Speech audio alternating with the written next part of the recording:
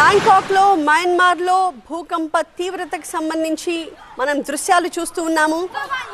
7.7 మ్యాగ్నిట్యూడ్తో బ్యాంకాక్ని భూకంపం కుదిపేసింది.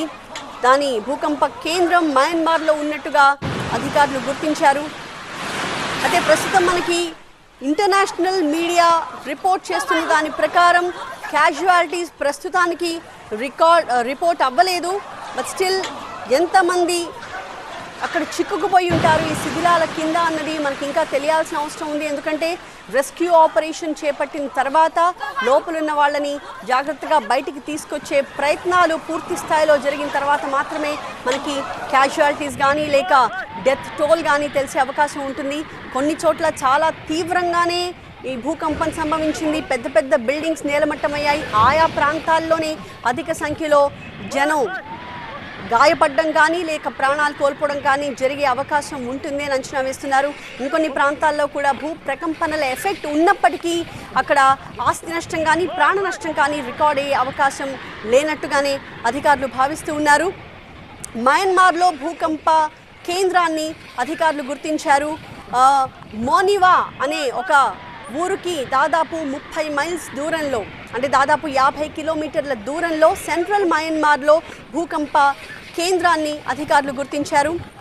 Greater Bangkok ఏరియాలో దాదాపుగా 17 మిలియన్ల పాపులేషన్ ఉంటుంది అని చెప్తూ ఉన్నారు. అలాగే వాటిలో ఎక్కువగా కూడా హైరైజ్ అపార్ట్మెంట్స్లోనే ఎక్కువ మంది నివాసం ఉంటారని చెప్పి మనకి తెలుస్తోంది. ఇప్పుడు ఎక్కువగా కూలిపోయిన బిల్డింగ్స్లో ఇలాంటి హైరైజ్ అపార్ట్మెంట్సే మనకు కనిపిస్తున్నాయి. ఎక్కువ అంతస్తులున్న బిల్డింగ్సే నిలువునా కూలిపోవడం మనకి దృశ్యాల్లో చూస్తూ ఉన్నాము. ఇండిపెండెంట్ హౌసెస్ కానీ బంగ్లాస్ కానీ ఇలాంటివి పెద్దగా కూలిపోయినట్టుగా ఎక్కువగా రికార్డ్ అవ్వలేదు. కేవలం చాలా ఎత్తులో నిర్మించిన నిర్మాణాలు, high rise buildings and apartments మాత్రమే ఎక్కువగా కూలిపోయినట్టు మనకు తెలుస్తోంది. దీనివల్లనే ఇప్పుడు ఆందోళన ఎక్కువగా కనిపిస్తోంది. ప్రస్తుతానికి క్యాజువాలిటీస్ ఏమీ రిపోర్ట్ అవ్వకపోయినప్పటికీ కూలిపోయినవి చాలా పెద్ద పెద్ద భవనాలు కాబట్టి అందులో చాలామంది నివాసం ఉండే అవకాశాలు ఉన్నాయి. కాబట్టి ఇప్పుడు ఆ కూలిపోయిన భవనాల్లో ఎవరెవరున్నారు, ఎంతమంది ఉన్నారు, అందులో ఎంతమంది ప్రాణాలతో ఉన్నారు, ఎంతమంది గాయపడి ఉన్నారు, ఎంతమంది సేఫ్గా ఉన్నారు, ఇవన్నీ కూడా తెలుసుకోవాల్సిన అవసరం ఉంది. అందుకే ఇమీడియట్గా అక్కడ సిస్టమ్ అలర్ట్ అయింది. అధికారులంతా కూడా అలర్ట్ అయ్యారు. ఎక్కడెక్కడైతే ఈ భూకంపం సంభవించినో, ప్రకంపనలు కనిపించాయో, ఆ తీవ్రత ఎక్కువగా ఎక్కడ రికార్డ్ అయిందో ఆ ప్లేసెస్కి ఇమీడియట్గా ఫోర్సెస్ వెళ్తూ ఉన్నాయి. రెస్క్యూ ఆపరేషన్స్ అక్కడ జరుగుతూ ఉన్నాయి. వాటికి సంబంధించిన దృశ్యాలు మనం చూస్తూ ఉన్నాము. కొన్ని చోట్ల అయితే నిర్మాణంలో ఉన్న భవనాలు కూడా కూలిపోయాయి. నిర్మాణంలో భవనాలు ఉన్నాయి అంటే అక్కడ ఖచ్చితంగా కార్మికుల సంఖ్య ఎక్కువగా ఉంటుంది. సో ఆ కార్మికుల పరిస్థితి ఏంటి, వాళ్ళు భూకంపం సంభవించిన టైంలో బిల్డింగ్ లోపల ఉన్నారా లేదా బయట ఉన్నారా అన్నది కూడా ఇక్కడ చాలా కీలకంగా మారింది. దాన్ని బట్టి ఎంతమంది గాయపడ్డారు అన్నది కూడా అంచనా వేసే అవకాశం ఉంటుంది. సో ప్రధానంగా భూకంప కేంద్రం మయన్మార్లో ఉంది. బ్యాంకాక్ 7.7 మ్యాగ్నిట్యూడ్ ఎర్త్ క్వేక్ని ఎక్స్పీరియన్స్ చేసింది. అక్కడి జనమంతా కూడా ఎలా భయభ్రాంతులకు గురయ్యారో, వాళ్ళు ఎలా పరుగులు తీశారో మనం చూస్తూ ఉన్నాము. ఎప్పుడైతే ప్రకంపనలు కనిపించాయో చాలా ప్రాంతాల్లో అక్కడ ఉన్న వాళ్ళు, ఆ హోటల్స్లో తింటున్న వాళ్ళు లేదా స్థానికులు వీళ్ళంతా కూడా ఇమీడియట్గా మొబైల్స్లో వాటిని రికార్డ్ చేశారు. ఆ విజువల్స్ మనం చూస్తున్నాం. సెంట్రల్ మయన్మార్ని భారీ భూకంపం కుదిపేసింది. ఒక్కసారిగా 7.7 తీవ్రతతో భూమి కంపించింది. దాని ఎఫెక్ట్ చాలా స్పష్టంగా మనం చూస్తూ ఉన్నాము.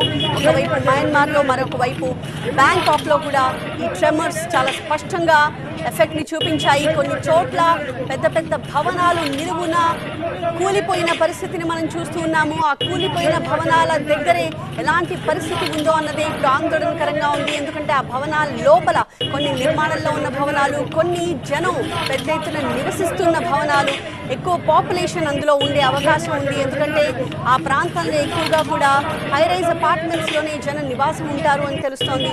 కాబట్టి అక్కడ ఎంతమంది కూలిపోయిన భవనాల్లో ఆ సమయంలో ఉన్నారు, వాళ్ళందరూ ఎలా ఉన్నారు అన్నది చాలా ఆందోళన కలిగిస్తోంది. మనం చూస్తున్నట్టుగా 20, 30, 40 అంతస్తుల భవనాలు ఎక్కువగా మనకు అక్కడ ఆ ప్రాంతంలో కనిపిస్తూ ఉన్నాయి. అయితే కొన్ని కమర్షియల్ ఏరియాస్లో అంత పెద్ద సంఖ్యలో భారీ భవనాలు ఉండకపోయినప్పటికీ కూడా ఎక్కువగా జనం నివసించే హైరైజ్ అపార్ట్మెంట్స్ విషయంలోనే ఇప్పుడు అంతా ఆందోళన మనకు కనిపిస్తోంది. సెంట్రల్ మయన్మార్లో 7.7 తీవ్రతతో భూమి కంపించింది. భూకంపం భూమికి 10 కిలోమీటర్ల లోతులో అంటే దాదాపు 6.2 మైల్స్ లోతులో భూకంప కేంద్రం ఉన్నట్టుగా అధికారులు గుర్తించారు. అలాగే మధ్య మయన్మార్లో మనకి భూకంప కేంద్రాన్ని గుర్తించారు. అయితే మండలే అనే ఒక సిటీకి 17.2 కిలోమీటర్ల దూరంలో భూకంపం సంభవించింది.